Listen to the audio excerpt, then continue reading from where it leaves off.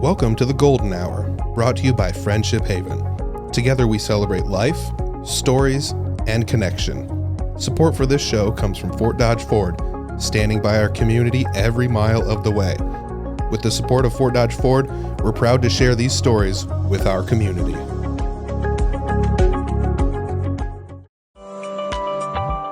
We are bombarded with anti-aging messages every day. We do not hear enough about aging well. We happen to have great access to people who are not only aging well, but are doing so with grace, dignity, and humor. Growing older is not about slowing down always. It's about living fully, laughing often, and sharing wisdom.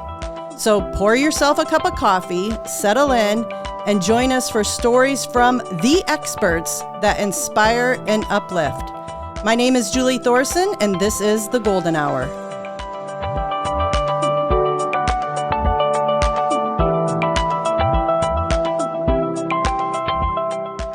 Today's guest is Joyce Allen, and we've decided in order to become an expert, Joyce, we have to know, how old are you? I'm 86 years young. 86 years. Thank you for the correction. I should have gotten that right. Okay, so we're going to get right into it, but I asked you how old you were, so I feel it's important that I share. I don't know if I'm expert status yet at 52. I have a lot to learn, and that's one of the reasons why we're here today, because we have a lot to learn from each other. But 86, and I would say an expert in aging, because you're doing it fantastically. How do you like that word? Fantastically? I like it. All right. Thank you for the compliment. Well, let's just jump right in, Joyce. Let's get right to it. What do you think the keys are to aging well? Attitude. We all go through adversities. I was told a year ago I probably wouldn't walk again, and I didn't take that for an answer. And so that adversity made me stronger. And attitude. I like waking up in the morning and saying, thank you, Lord, for the gift of life today. And I do believe in angels, so I always put angels on all my children, my grandchildren, my great-grandchildren, my granddogs, and I put angels on the Lord and angels on the angels. That's my attitude that I wake up every morning. And I do this at night as well. So have you always had that attitude, or how did you come about? Because that's a pretty incredible attitude to have at any age. How did you happen upon that? I really feel I inherited from my father. He was Irish and O'Reilly, and he would wake up early in the morning, and I was raised in this large home. All the bedrooms were upstairs, and a lot of hallways going out to the big front porch.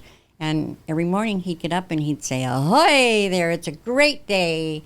And he was just a good feeler in the morning. Now, I can't say that for all three of my daughters, but I inherited I know some of them, yes, too. Yes, you do. But no, I really, he had the most fantastic attitude on life. And so you got that from him. I did, and he was in World War I, and just a happy person. Yeah. Well, you have had a pretty interesting life also. You've never retired. And I want you to tell people about the work you do, because it doesn't even feel like work. It feels like a calling. And I think you're going to shock a few people when you tell them what you do. So tell us more about you, Joyce. Well, I've been in fashion retail most of my life, and I owned my own boutique in Clear Lake, Iowa. And my middle daughter, 19 years ago, had a liver transplant. And so I sold my business, sold my building, and decided to go to Texas in case she needed me with the 3 children. And as it was, knock on wood, she's doing fine today. So then you don't go back. A lot of my Clear Lake clients wanted me to go back, but I had sold everything. Mm-hmm. And I had raised my youngest daughter in Ames from first grade through high school, and loved Ames, and a lot to do in a college town. So I just made a phone call to see if there was any opening in fraternities or sororities. And the Phi Gamma Deltas hadn't had a fraternity house mom for a few years. So they were looking and came down, and 18, 19 years later, I'm still under contract with them. So wait, let me get this straight. For 20 years, you've been in a frat house. Mm-hmm. Okay, now let's unpack that a little bit. Oh, yeah. Tell me about that experience. For 20 years, you've been the go-to person for all these young men.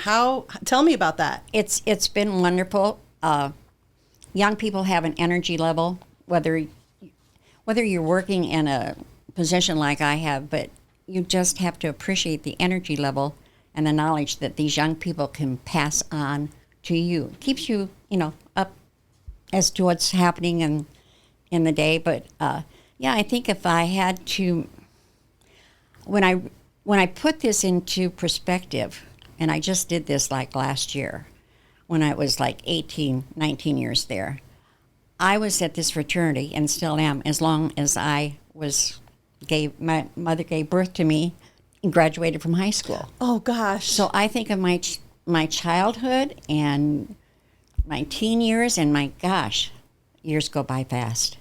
So I have been there a little longer than what I raised in my hometown. It's a gift. Mm-hmm. I do teach them social graces and business etiquette. They respect me. They call me Gijo. Gijo. Gijo. Okay, so can I call you Gijo? You can call me that's just for the Gijo. frat boys? No, Gijo's great. Okay, Gijo. It kind of stands for Grandma Joe. Yeah. I think when I first went in, it was Mom Joe, and we're supposed to be known as house directors. I will never be a house director. Sure. I'm a house mom. Yeah. So now it's Gijo. And, if you make a count, in the whole chapter, there's probably over those 18, 19, 20 years, at least 100 in the whole chapter, but 58 live in the house. So I have raised 3 daughters and probably 2,000 sons. Wow. Isn't that great? Yeah. Say that again. 3 daughters and 2,000 sons. You talked, Joyce, earlier about your dad and how he got up in the morning and kind of his spirit and energy. What gets you excited about getting up in the morning? What do you look forward to every single day? The gift of life. And I know that, when you're 86, you're close to the end of your journey. I don't think of that. I think of it just as a gift. I enjoy my family. I enjoy Friendship Haven. I've met several nice residents. I haven't been there that long, but it's a home, and it can be a place of serenity. It can be a place of laughter, and I never thought I would be living back in Fort Dodge. Mm-hmm. Well, we're so glad you are, because and so am I. You have brought such a great spirit and energy to Friendship Haven, and I think many of us are learning a lot from you, because you talked earlier when you started about the adversity. I mean, almost a year ago, you were told you would never walk again. So you talked about your attitude contributing to overcoming that, but I want you to talk a little bit more about overcoming adversity. And, as we grow older, those physical changes are tough. Besides your attitude, and talk a little bit more about that, I would call you a success story, because you walked on in here today on your own. I know you've done a lot of therapy, but there's been a lot involved in that. Will you speak to that a little bit more? Well, I've been very fortunate to I was in Des Moines Hospital for like 2.5 months. Great therapist. And then they released me, and I came to Friendship Haven for these therapists. And you just have to keep at it, even though you do it 3 times a day. You do it in your apartment as well. I mean, it's just, that was me. I was just determined. I was not going to be the person that they thought I might end up being. So you were going to prove them wrong. I was going to prove them wrong. Yep. I was diagnosed with Guérin-Barré syndrome, and we call it GBS, and it's an autoimmune disease. I woke up one morning, November 6th, in the fraternity, and my grandson plays football for UNI, and it was on a Friday, and I was supposed to go on a Saturday, and I called my daughters, and I said, I felt like I had been run over by a truck. And so that was a red flag for them. If I didn't go to a my grandson's If you missed a football game. something Yes, was wrong. yes. So they came down, and just within like 48 hours, they had to help me out of the house, and they brought me to Fort Dodge, and the rest is history. You know, I was diagnosed here, and then had to go through all this. But, you know, adversity is something that it can get the best of you. I do still have pity parties. I have to confess, once in a while I have a pity party. I bet it doesn't last very long. It doesn't last long because then I remember 9 months ago where I was with these machines and I couldn't move, and so I've come a long way. But so adversity, you learn from it. You don't give in to it. And I'm blessed to have family around and friends that supported me as well. And my fraternity, young men, gentlemen came down to see me.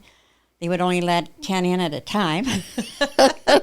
You were having a frat party. You were having a frat party, I was Joyce. having a party. That was the first time that they hadn't seen me, I think, in my high heels and makeup and my hair done. And, you know, who cares? Yes, yes. But, yeah, it's they're an extension of my family. Absolutely. Well, your message of overcoming adversity with dedication and attitude is true for any age. But I think your expert opinion here, that's why we're here, Successful Aging. What is a misconception about growing older that you want to just slice in half and say, you know what, people don't get it. This is actually what is true. Well, that's a good question. That's a tough one. I think misconception is that you grow older, you become grandparents, you become great grandparents, you lose friends and relatives at any age. I mean, whether they're 19 or 35 or 92. But that's just part of life's cycle, and you have to, I mean, I do this. I just bless the day that I'm here, and then I think of the good things of the people, about those that have passed. I don't know. I have friends that don't have the same attitude as I do. Right. And I try to bring them up and make them feel useful. I think sometimes we feel as we grow older that your sons and daughters have their families, and they come first, and they should.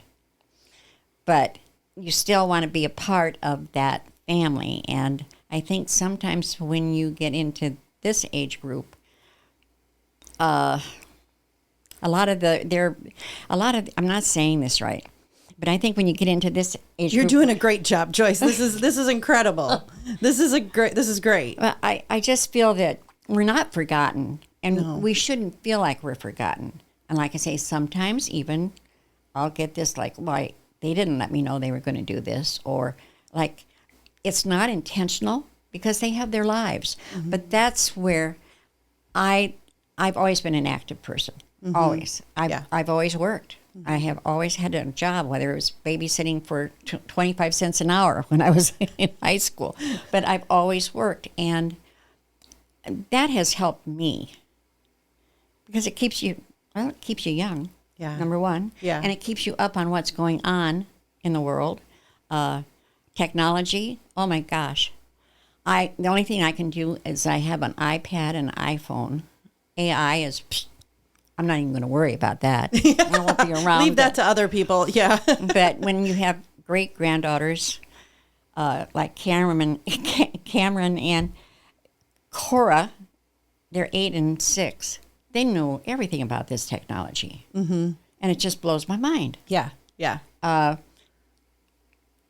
not in the fraternity this year because we're tearing the house down and building new, but I used to have the young men come in and say, okay, I want to do this on my iPad. Show me how. Right. And so I felt pretty smart about it. Yeah. But now I'm only using my iPhone.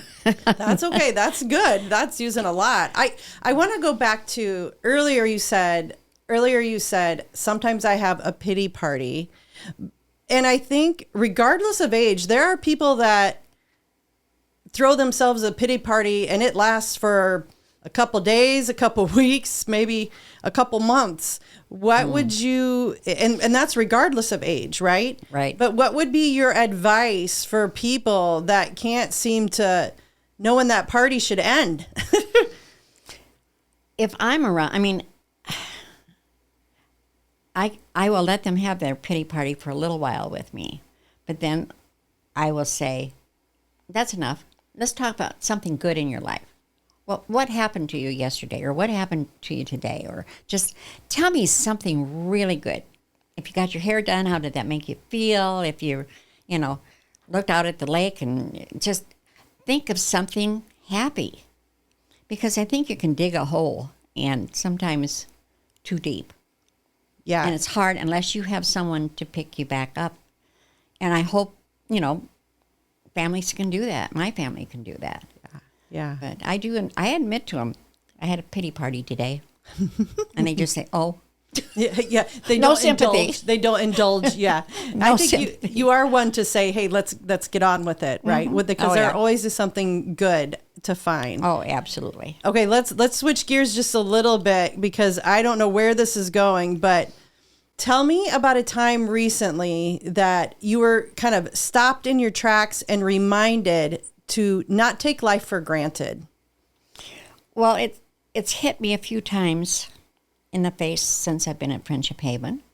I've become acquainted with people that I dine with for lunch and for supper at night, and I was gone for an overnight, and I came back, and this gentleman wasn't at the table, and he had a heart attack, and it was very hard on the second family little gal that found him, but it was hard on my table because he really appreciated sitting at the table, and it was just like, it's just every day something should remind you, don't take life for granted. You just can't. Even for young people. My young gentleman at the fraternity, that's one of the things. We just lost a young man, 19 years old, in a car accident. And it was very hard on them because most of them have their grandparents are alive, their parents are alive, and they haven't experienced death. Yes. And so I had to talk really pretty seriously with about three of them, who were his best friends. And so like I say, it doesn't matter the age, and I remind my family and my grandchildren every once in a while, is like, don't take life for granted. And communication is important too, I think, and I'm finding that at Friendship Haven. What would you say, what can we learn about life through death? Well, it's a journey, and everyone's going to experience it. That's why you appreciate every single day that you have with your loved ones, or with you, sitting here with you. I appreciate that, because, in a split second, it could be gone. It doesn't matter what age you are. And the sad part about it is that it is a shock when it happens, and you just think you can't go on, but then eventually it becomes a memory that gives you peace and serenity. But it does take time, everyone in their own time too. To get over something like that. Talk a little bit, that's incredible, Joy. I mean, I wish we could bottle that up, because a lot of people take a long time and they never figure that out, what you just said. So 86 years old, you've had a lot of different relationships. 86 years young. Thank you. Oh my gosh. I love it when someone, you know what? Thank you. I check people all the time. And you know what? I appreciate being checked. 86 years young, 86 years of life. You've had a lot of different relationships over the years with people that you're related to, with people that you've worked with your frat boys. Tell me about, if somebody just tuned in for that section, they might wonder what kind of broadcast this is. But let me here's my question, Joyce. Tell me about relationships and how they change and evolve as you grow older. As years pass, from the teenage years to college years to professional years, I think I think sometimes your expectations change. Absolutely. And I feel that I feel like parents have expectations of their children, what they should be when they grow up, and what universities they should go to, and what. And I think those expectations can stay with you until, I don't know, today I might say it's different. Today, those expectations, you might know what you want to do when you are a junior or senior in college. Sure. But I've seen a lot of my gentlemen not know. Yeah. And I always say, well, just go out, interview, get a job, even though it's not what you want, but Right. just get your toe in the door, and then never leave a job unless you have another job to go to, because the job situation is not good right now all over the United States. So I'm jumping around this with relationships. I do feel that, there was an old adage that boys marry their mothers. Oh, gosh. Be prepared. But I feel sometimes that is true, and girls marry someone like their father, because as I have 3 daughters, but I experienced these gentlemen for all these years.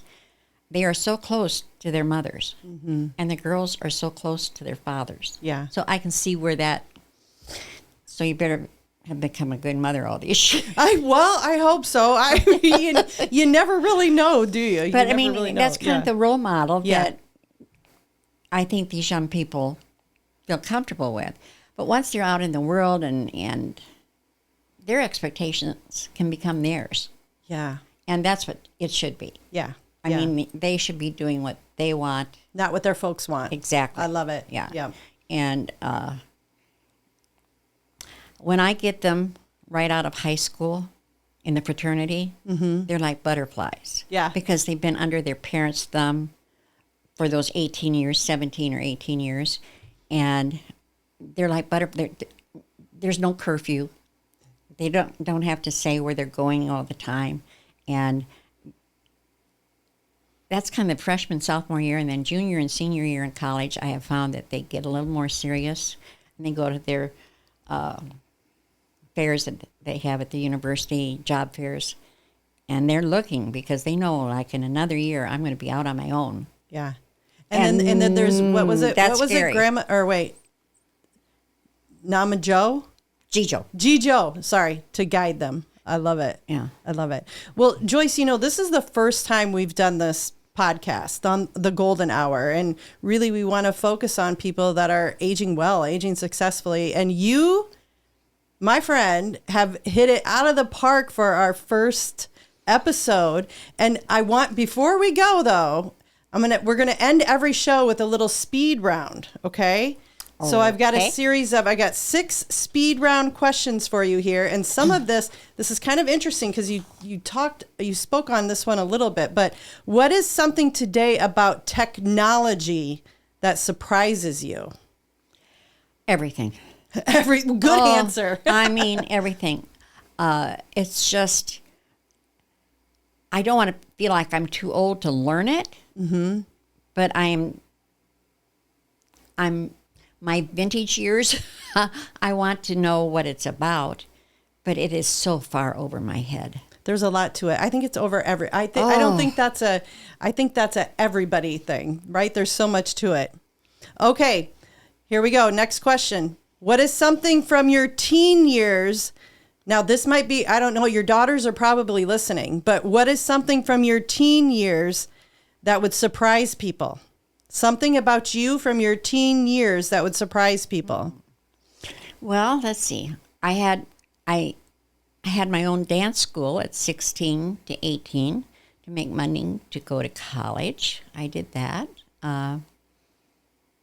That might surprise them. Yeah, what kind of dance are we talking about? Well, I taught tap, ballet, jazz. Tap, ballet, and jazz. So all 3 daughters can do all tap, ballet, and jazz? Yeah, they've all taken lessons. Love it. Except my youngest, whom you know really well. All right, what is something about you today that would surprise people? I like a martini and a glass of wine every night. A martini and a glass of wine. Any type of martini? Dry. A dry martini. Okay. Every night. Dry martini and glass of wine. Love it. Okay. Who surprises you? Well, I just had a really nice surprise just a few days ago that I'm going to be another great-grandmother. You're going to be a great-grandma again? Again, so this is like I actually have 8 great-grandchildren, and I have 2 on the way now. So I'll have 10 great-grandchildren. Wonderful. Well, so that was a nice surprise. That is a great surprise. The best surprise. Oh, it Congratulations. is. Absolutely. Were you surprised today? Oh, I know how you might answer this. Were you surprised today, and why? Don't throw me under the bus, Joyce. Well, when I agreed to do this, I thought it was just going to be like a radio broadcast and not see me. I have been playing with 2 granddogs outside this morning, and I didn't. I thought I'd have earphones on and we'd be talking like... You're fine. You know what? That was a great surprise because you're beautiful and everybody wants to see you. Okay, last question. Okay. This is a good one. What advice would you give your younger self? Oh, that's easy. Since I've been around all these young gentlemen for all these years, and my daughters and my grandchildren, and my younger self, I would just say slow down, look around, appreciate what you have, and think about where you're going. Have goals. Just have a vision. Have goals. But I think the big thing is, not to be repetitive, but don't take life for granted. Don't take your friends, your family. It's life is beautiful. It's a gift. Like I said, in a second it can be gone. And just enjoy the journey, but don't take it for granted. That's what I would say. Joyce, you are an absolute joy at any age. People can learn from you.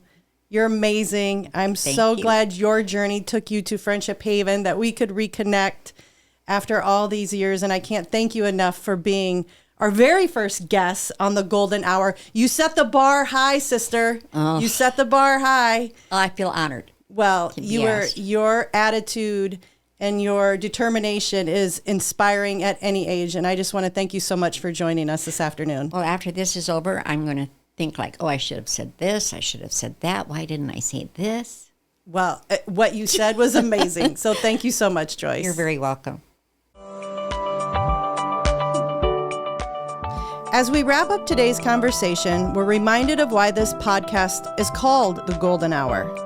Just like the golden hour in photography, when the light is softer, warmer, almost magical, and everything seems to glow, aging brings its own kind of brilliance.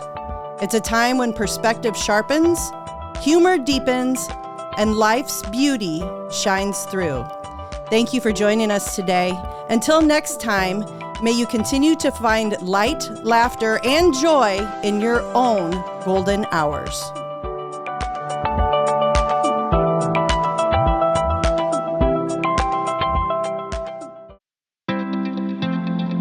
This podcast is produced by Spin Market and Digital.